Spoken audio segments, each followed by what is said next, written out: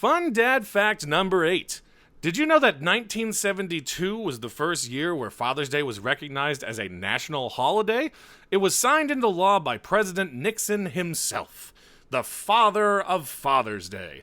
I'm Matt Howes, and this is Shits and Giggles, a podcast for dads.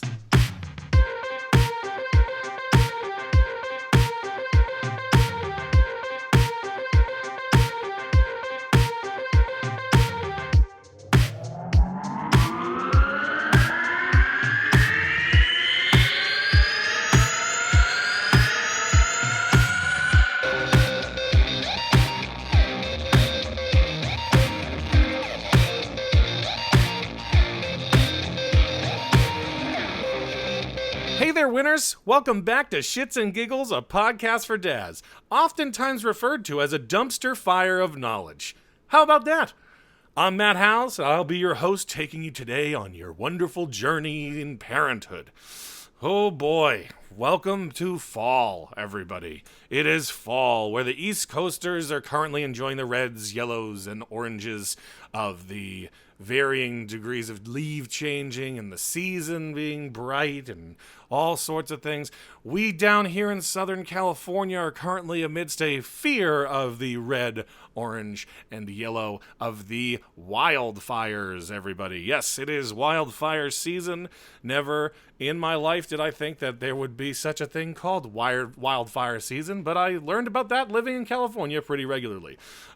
So keep an eye out. Shits and Giggles might be burning to the ground one of these days. Who knows? And here we are, another week in the life. As a parent, as a father, just crushing it, man. You know, frankly, you know, yesterday was a prime example, actually. I took my daughter with me to work, which I thought was going to be a short day, and turned out to be a full regular day of work almost. Lots of driving. She was a champion. I went through a few bottles, went through more than a few diapers, but we got her. My wife went to work. It was her birthday, actually. She went to her office, and I figured I'd give her a break and take the kid with me because I thought I was going to have a much shorter day than I did, and it turned out everything got delayed till the end of the day. Wonderful. And, well, she did a good job of being a good little trooper. She barely complained. One time, justifiably, she got upset when we were stuck in traffic. But, yeah, she was doing it. Just killing it. But that was my day yesterday. I think what we're going to do now is we're going to head over to one of our new favorite segments. I'm going to offer you just a little bit of Dad Vice. Today's Dad Vice is brought to you by TGI Fridays. No, really, it came up with it at TGI Fridays. Do you ever have an issue where you don't get enough napkins, or they don't give you a wet nap when you need a wet nap, when you only have a dry nap? Well, what I discovered just this weekend was a wonderful solution to those problems of not having the correct amount of napkins. Well, a well-placed baby wipe is actually wonderful at cleaning off your hands and your face, especially if you have a little bit of a beard and you're enjoying a whiskey-glazed hamburger, which was delightful but very, very messy. So yes, my bit of dad vice today is, when in doubt, use one of those wonderful little baby wipes that you carry around with you at all times when you have a child. You know, that's just, it's a acceptable way to carry around an inordinate amount of wet wipes. And that's today's dad vice. Well, we ended up going to the doctor. We have our wonderful pediatrician. So one thing I just want to just shout to the heavens is there is absolutely no substitute for a good pediatrician, because our guy is very nice. He sits, he listens to our questions. He's very soft-spoken. You can tell he's genuinely interested in my daughter when you sit down with him. And he's just all around, it's a good feeling when we go to the doctor. He's open to all the questions you might have. And yeah, if you guys can get yourselves a nice, good pediatrician, I suggest it. First off, I don't know why you would be seeking out, oh, hi, Penny. Penny is, as always, by my side while recording this podcast. And she's being quite the vocal Vanellope right now. But I'm going to go ahead and say that's her agreeing with me talking about how good our pediatrician is. So definitely, and it's something you should, some people say you don't need to find one before. We didn't search for one before she was born, but just like a few other things, you want to get started on that track right away. And speaking of things you want to start on right away when you get pregnant. Yeah, it's frickin' Daycare. Yes, further and continuing adventures in searching for the perfect daycare. And I have a story for you. Listen to this. I don't understand why this place is, or how it can stand or to reason, but we had gone to check out a place called the Halsey Daycare, or Halsey Infant Care and Preschool place. And just to start this off, I would like you to know that it is $2,200 a month for this. $2,200 a month. I'll get to that in a minute. Let's talk facility, okay? You walk up to this place, you go into an admin building, and then to get to the infant care, we literally walked around the block to get to the infant care. And that is like, okay, they're not all, it's very spread out. We walked through literally a junkyard almost to get there. And then it's not even a facility. It's a house that's been renovated to be a daycare. And I hate that. I hate that with someone's house. This is just a house. No, it's a daycare. We it's just a daycare. I'm like, no, it's a house. There's a driveway. It has a yard, a front yard, and a backyard, and it's just a house. And it's for $2,200 a month. That's my rent, by the way. $2,200 a month. You should be in a state-of-the-art facility. This was literally a house with a bunch of kids' toys all over it, and a little baby wall put in to stop the kids from getting out to one area. And my God, I mean, you're kidding me. They had easily 14 kids there, right? $2,200 a month could buy you a lot if you're getting that on a regular basis, and that's just the infant care. So you're really, and then again, we showed up there a little early, and they were just irritated. I'm like, just like with the first place I went to, I do not need to give you my business. I mean, technically, I do need to give someone this business, but you should be trying to get my approval, not just like, oh, well, okay, we're gonna walk. And mind you, I'm holding Penny this entire time, and it's hot. I'm sweating, and I'm just like, okay. And the staff there, though, the people that were playing with the kids seemed very nice. I will say that. One weird thing I guess I would say is that Halsey wasn't even there. I know it's a joke. Obviously, I don't really even know who Halsey is, but I believe that's a person who sings songs or something, but, I thought it was a funny joke. My wife didn't think it was very funny, so I figured, maybe you'd like it, but we'll see. Let's see how that lands. Maybe we'll revisit it later. Who knows? But, yeah, I mean, for $2,200, I'm expecting golden shitters, like golden potties sitting there, and thrones. And no, they had a potty room. It was 2 low to the ground toilets that were butt to butt next to each other. Like literally, if a child was sitting on there, taking a poopy or pee, they are literally would be touching butts. First off, it'd be wildly inappropriate for that to have 2 people to be going to the bathroom in there at the same time anyways. And it was it was the size of a closet. So it was just depressing. There was this overall feel of like, ugh, like blah, like this doesn't feel right to me as a place. And again, you start me at $2,200 a month. You're not gonna be winning any prizes from me for goddamn sure.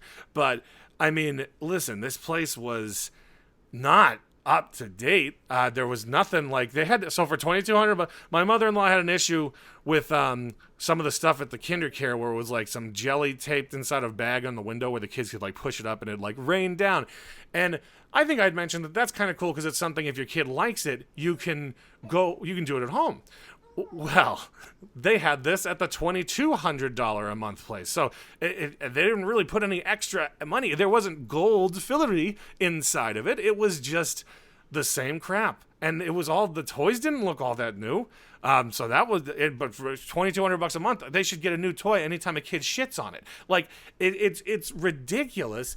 And I just don't understand what they get off. Listen, they have you bent over a barrel, these daycare people, and it's unfair. It's something that everyone, really realistically, almost everyone's going to need. It's very hard to do as single income right now in Southern California. It's very expensive to live here. My wife and I both have to work, and that's the same for a lot of people, and good on you if you're able to do it. I think I shout praises to the heavens if you can do it. I'm not shitting on single income or whatever, but you can we can pay rent, you know what I mean? And then if I had a spare $2,200 lying around, I'd be doing a lot better. And they're like, oh yeah, it's just, you know, it's $2,200. You know, they're flexible on days, so you can pick whatever days you want to go. And I'm like, for $2,200, I should be able to pick a lot more than that. But yeah, I don't know. It bothers me. There needs to be some childcare. You want to have a great licensed place, and this is unfortunately the reason why shitty places like illegal childcare facilities exist, because you're charging as much as most people pay for rent in this city, and that's a lot of money. Like, so of course you're gonna have to you're gonna go find somewhere that fits in your means, and you know, I mean, even the place, it's like $1,400 at KinderCare, and that's a lot of money, but you know, it's a full facility, like an actual facility, not someone's fucking house. And, you know, it spoke to me, that place. And I told you, that place didn't really do itself any favors, because we walked up there and it really didn't shine. And it was the people who made it shine, which is, again, my advice is it's not about where you leave your kid. It's about who you leave your kid with, you know. And these people at this Halsey place would probably be very nice. They seemed very attentive. They knew the kids. That's very important for me. They knew the kids. One of the kids was teething when we walked up there, and boy, that is not a fun look into my future. We think Penny might be teething early, but you know, it's just there needs to be some sort of accountability, like. And it's like, what? Oh, if you don't charge $2,200, people are going to think that you're not worth going to. I don't understand where the logic comes into that. But childcare is so important to have, especially when you're just working to keep on going, you know? And I just don't understand how people can afford stuff like that. And it's fine. If you have a good high-paying job, I get it. There's a lot of rich people in California. But I haven't found a place that's like, that's super. Well, let me just say, for the difference of almost $1,000 from KinderCare, this place did not have $1,000 worth of difference. Enough said. And there should be some sort of like some credit or something you get on your taxes for childcare if you're paying that kind of money, like, or have a tax deductible or something like that, because. You know, it's just something almost everybody needs it, and the fact that it's so hard to get. I guess I'll post-amble on this because I missed the preamble, but the most important thing I can give any advice to you guys would be, when you get pregnant, look for preschools, look for daycare, because, well, if that's the way you're going to go, because we still haven't found a place that can accept us right now, and you know, it might come down to me. My wife just got off of maternity leave. She's back at work now. And I do have, as you may remember, I've been talking about my paid family leave, which is crap, but I do have 4 weeks I could take, and we can figure out something to supplement when I'm not getting my checks. Oh, and actually, you know what? That's enough about the daycare for now. My final note in the paid family leave saga, okay? Paid family leave. Those morons. Like, first off, I'm gonna, unless they call me and say there's a real issue about the date I started taking my benefits, I'm not gonna call them, wait on hold for 5 hours because their guy fucking too lazy to call, and, oh, I didn't want to wait on hold, so it's your responsibility. I'm pretty sure that's not how, I'm not gonna harp about that, but I got the forms. The form that the lady sent me so that I could restart my benefits for that week that I took off. And it was super easy. It was like, why didn't you have this available? Why isn't this something that you could have just let me download? Why did we have to talk for hours? Why did I wait on a hold for so long?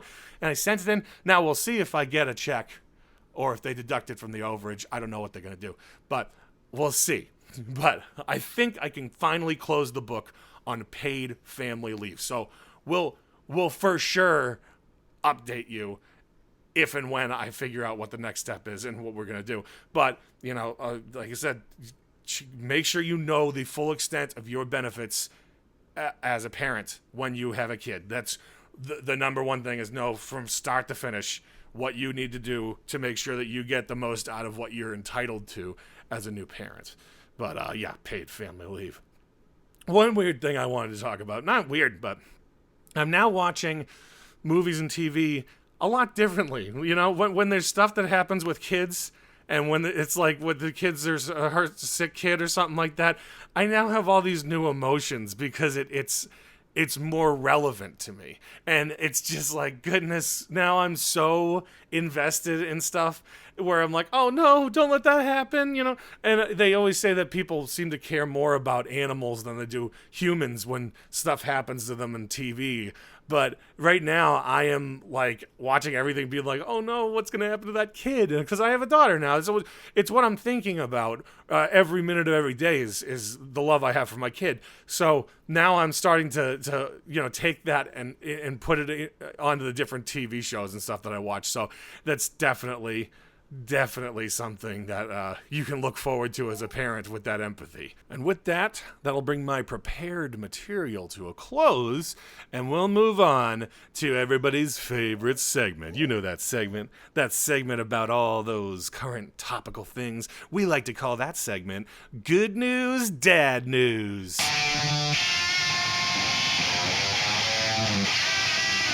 Let's try this one on for size, shall we? The article is from ABC News, San Diego, 10news.com. Listen, okay, this one is a little mindfuck. All right, so listen to this. Teen given birth control implant at school without parents' permission.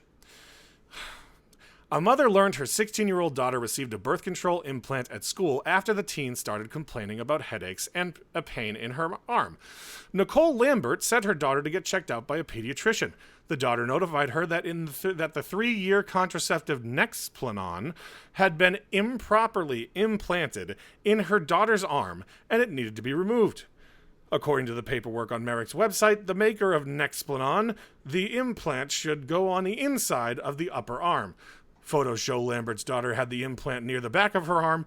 A doctor advised her taking the implant out to avoid possible complications, including blood clots. I instantly started crying because just to hear that your child, anything could happen to your child. That's a weirdly. I instantly started crying because just to hear that your child, anything could happen to your child and you didn't even know what's going on is a scary feeling. I don't quite, that was worded poorly, I feel like, but that was a quote. Lambert said. The tiny tube was removed a few days later. I actually went to the school. I was furious. I was mad. So I went to the school and the nurse told me, I don't have to talk to you about absolutely nothing. I'm like, that is my child. I take care of this child. You could talk to me about my child. And they put me out of the school, said Lambert. Wonderful. Good phrasing. I like the way these people are talking to each other. The state law permitting minors to receive contraceptive services confidentially dates back nearly 50 years, and several of Baltimore City's 17 school-based health centers provide reproductive health care services. Of the 5 SBHCs operated by the Baltimore City Health Department, there are 164 users of birth control during the 2017-18 school year. The kinds of birth control include oral contraceptive pills, Plan B, Depo-Provera, NuvaRing, Nexplanon, whatever. Okay. How do we feel about this, guys? I understand the need for doctor-patient, right, private, confidentiality stuff. I understand that the school nurse can give out condoms, birth control, if that's the case. Even that I can understand. Because, safe sex is definitely a thing. If it's going to happen, they're going to do it. You might as well have this stuff to, prevent pregnancy. But what I don't understand is that this school is allowing these people to essentially do surgery on these kids. They can't fucking give my kid an aspirin without having to call and confirm that that's okay. But you can essentially, now the NuvaRing, it goes in the vagina, I think, and I'm like, that seems, I don't want any random person at school doing anything like that with my daughter. This is an implant. This isn't just someone giving my daughter birth control or a condom for a kid. Like, this is an implant. This is a surgical, and it was done, and look at it, it was done like shit. It was done for shit. It literally didn't get put in the right way because the nurse is it's not generally a doctor. The school nurse is like someone's volunteer mom, for Christ's sake. So it's like, I don't know, that's probably not true, but like, That is so ridiculous. You're telling me that they can surgically implant stuff in my kid, but God forbid they need a Tylenol, at lunch, because I can't bring a peanut butter and jelly sandwich to school because some kid may have an allergy to peanut butter or peanuts or whatever. But no, please feel free to perform a topical surgery on my daughter without any consent from me whatsoever. I think that's nonsense. Again, I don't have a problem with birth control, like condoms being given out, like stuff like that. I don't necessarily think that a school nurse should be prescribing like pills, but whatever. That's what it is. But this is surgery. Like, are you fucking kidding me? Like, this is surgery. Like, the tube was implanted. It was implanted. It wasn't just like, oh no, it's a little patch. It's a little birth control patch. No, it's something was put in you by someone who was clearly not at all capable of doing this. So yeah, I'd love to hear opinions. Feel free to reach out to us on the various forms of social media on how you would feel finding out from your doctor that a school nurse haphazardly implanted your kid with birth control. That's a 3-year thing, and some 16-year-old kid is not going to know. There's always all these things have complications. Even birth control pills have complications, but these kids aren't going to know any of that crap. And this nurse clearly, who doesn't know how to fucking do their job in the first place, does not definitely have a pamphlet on, hey, here's all the things that could go wrong. Especially this person literally said they had to be removed because they could cause blood clots. Like, and that's not good, last I checked. So yeah, Phil, please feel free, reach out. It blows my mind. It really blows my mind that this thing, that the nurses are allowed to just do that without my consent whatsoever. Well, enough about that nonsense. Feel free to send it to us in the email or whatever. I'd love to hear opinions. But we will move on to the greatest segment of all time, and it's Where is My Penny at Developmentally? Okay, guys, a little bit of an update here. We think Penny might be teething early, very early, it is what it is, and I guess get it out of the way early, the better. But like I said earlier, I do not look forward to the process. It's just, seeing that my kid is in pain. That she's not in pain yet, but she has a few signs that she might be doing some early teething. The doctor said that's a possibility. But yeah, apparently batting at the ear is not always for an ear infection. The nerve where the teeth come from or something, I believe this is what the doctor said, is right up in that same spot. So they feel like it's up there. So she'll be like tapping on her ear, which a lot of people say is a telltale sign of an ear infection. It actually is more, he said it's more likely if there's no pain or fever or anything, it's more likely teething. So 3 months and 1 week and she's gonna have teeth soon. She's gonna have a whole full set of teeth. How weird would that be? Babies with teeth. She is officially over pink eye. That was a fun little exercise in futility. The goopy eye. Oh, so gross. But, my daughter could never be gross. She's just the most perfect little angel on the face of the earth. She's now officially rolling over, not all the time. We got one video of her rolling over, but what she does, she loves to do this now in general, is when she's sitting down, she puts her feet like up in the air, like her butt out and feet up in the air. And when she's on her back on the flat floor, she actually will then kind of like roll herself to her side, but she can't get past her own shoulder when she's on her back. So she kind of just stays on the side, which is adorable. And she gives up and she just eats her whole hand. She just eats her hand. That's what she's a big fan of eating her hand now. But what's really interesting is that when we put her on her tummy time, we get her all propped up. She has such a massive head. I think I've said this before.